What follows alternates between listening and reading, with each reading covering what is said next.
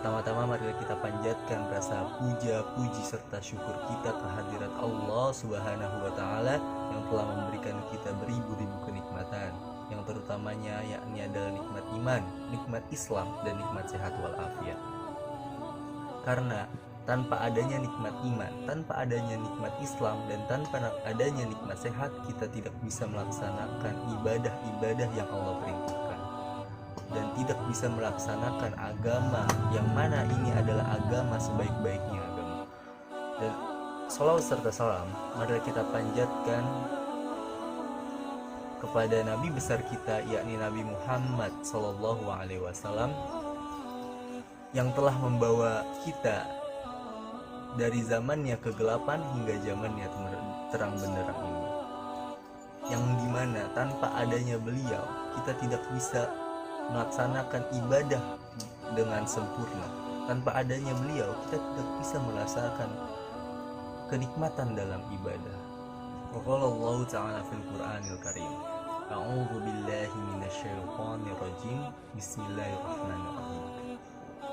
Ya ayyuhalladzina amanu kutiba alaikumus syiyam kama kutiba alal ladzina min qablikum la'allakum tattaqun.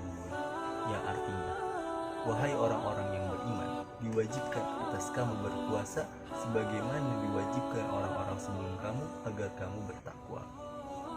Dari ayat ini jelas sekali bahwasannya Allah mengajak orang-orang yang merasa memiliki keimanan untuk melaksanakan sebuah ritual, yakni ritual ibadah di bulan Ramadan, yakni adalah ibadah puasa. Karena agar apa kita melaksanakan puasa? Agar kita mendapatkan suatu ketakwaan yang Allah berikan. Hadirin hadirat rahimakumullah, ada sebuah kisah ketika perang Badar. Rasulullah SAW itu melaksanakan perang Badar pada bulan Ramadan tanggal 17 tahun 2 Hijriah. Ada seorang sahabat Nabi yang bernama Umair bin Humam. Umair bin Humam ini sempat mengikuti perang Badar bersama Nabi Shallallahu Alaihi Wasallam. Ketika perang akan dimulai, Nabi Shallallahu Alaihi Wasallam mengeluarkan sebuah hadis yang bunyinya, demi Allah, tidak seorang pun di antara kalian yang hadir dalam kancah peperangan Badar ini kemudian ia mati, kecuali pasti akan masuk surga, yang mana luasnya seluas langit dan bumi. Umair bin Humam ketika mendengar hadis itu, ketika mendengar kalimat Nabi Muhammad SAW, dia berkata, "Bakin ya Rasulullah, bakin ya Rasulullah, ulangi ya Rasulullah." Kemudian Rasulullah SAW mengulanginya, demi Allah, tidak seorang pun di antara kalian yang hadir dalam kancah peperangan Badar ini kemudian mati, kecuali pasti akan masuk surga yang luasnya seluas langit dan bumi. Kemudian Umair bin Humam berkata kembali, bakin ya Rasulullah, bakin ya Rasulullah. Kemudian ia meminta Rasulullah untuk mengulanginya lagi, dan Rasulullah SAW mengulanginya kembali, demi Allah, tidak seorang pun di antara kalian yang hadir dalam kancah peperangan Badar ini kemudian mati, kecuali pasti masuk surga yang luasnya seluas langit dan bumi. Kemudian Umair bin Humam berkata kembali, bakin ya Rasulullah, bakin ya Rasulullah.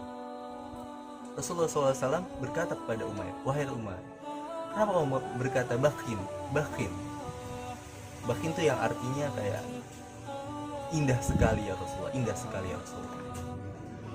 Umair berkata, wahai Rasulullah, saya hanya melaksanakan perang Badar pada bulan ini, kemudian saya mati terbunuh oleh para musuh-musuhmu, lalu saya akan mendapatkan surga tanpa hisab yang luasnya seluas langit dan bumi. Kata Rasulullah SAW, ya. Kemudian itu sebabnya saya mengatakan bakhil. Kemudian Umar bin Humam ketika takbir berkumandang ingin terjadinya peperangan, Umair bin Humam menyiapkan di tangan kanannya itu sebuah bilah pedang dan di tangan kirinya yaitu sebuah dua buah kurma, yang mana ketika ia ingin melaksanakan perang, ia sempat ingin memakan buah-buah kurma tersebut. Kemudian ditegur oleh Nabi, wahai Umar bin Humam, jika kamu memakan buah kurma tersebut, maka peluang kamu masuki surga itu akan lama karena akan hisapnya dua buah kurma tersebut.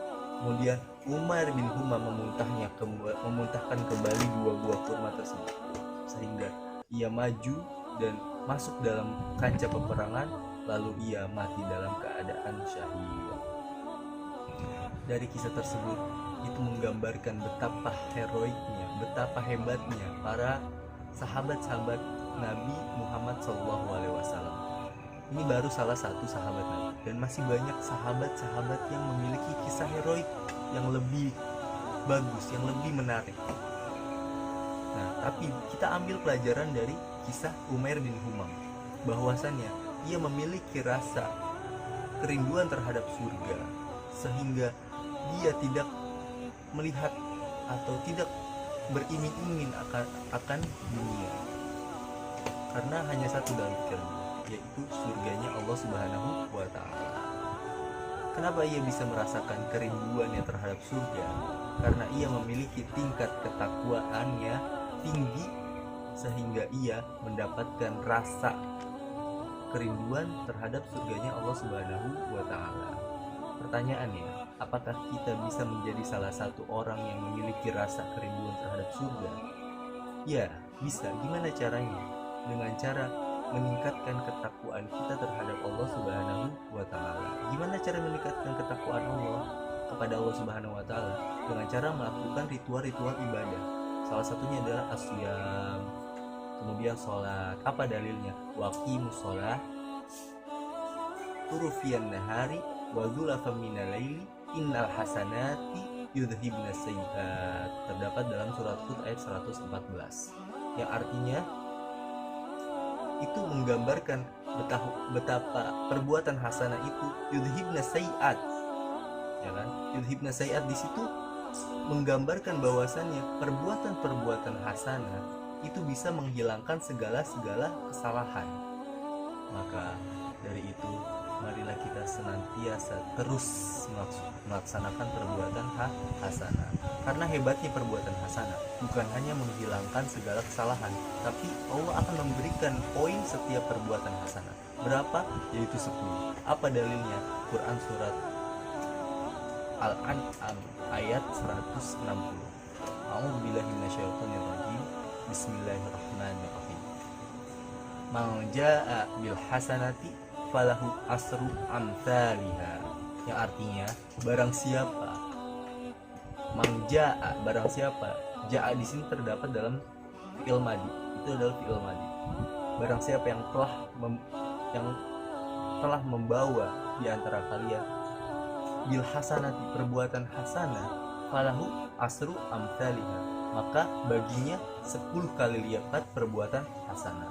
Maka sebab itu, marilah kita terus melaksanakan perbuatan hasanah sehingga kita bisa menjadi orang yang tatakun, sehingga kita menjadi orang yang beriman. Orang yang memiliki tingkat keimanan yang tinggi, maka otomatis ia akan mendapatkan tingkat ketakwaan, sehingga dari tingkat ketakwaan kita bisa merasakan kerinduan akan surga. Semoga kita menjadi salah satu orang yang merindukan surga, dan semoga di bulan Ramadan ini kita menjadi orang yang beruntung, karena hanya orang-orang yang tidak melaksanakan perbuatan hal yang baik sehingga ia tidak beruntung dalam bulan Ramadan yang penuh barokah. Apalagi di bulan Ramadan, segala amalannya amal Allah dikali lipat gandakan lagi. Amin amin ya robbal alamin. Mungkin hanya ini yang bisa saya sampaikan, kurang lebihnya mohon maaf. Unzur maqala wala tangzur man qala. Wabillahi taufiq wal hidayah. Wassalamualaikum warahmatullahi wabarakatuh.